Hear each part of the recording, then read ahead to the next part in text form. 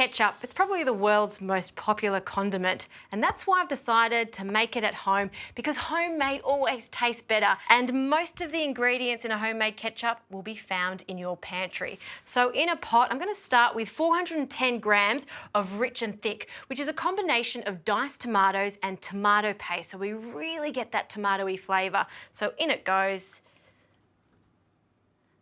with a splash of water, and I always like to add my splash of water to my can, give it a little jiggle just to clean out the can, and we'll pour that in.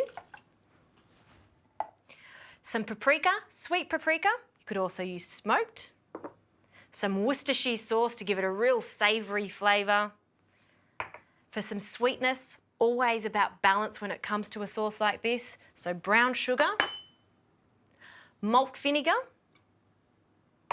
and allspice. That's the secret ingredient to my ketchup.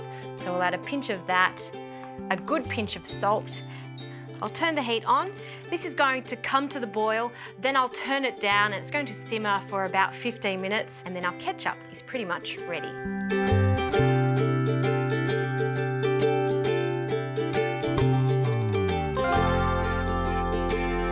Look how rich and thick this glorious ketchup looks, and it smells so good.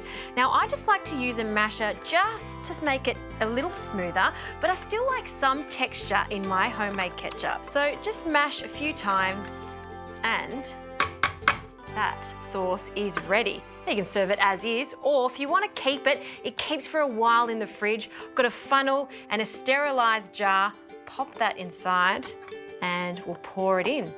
Homemade ketchup. Next time you're having a sausage sizzle, bring this out. Your friends are going to be so impressed you made your own.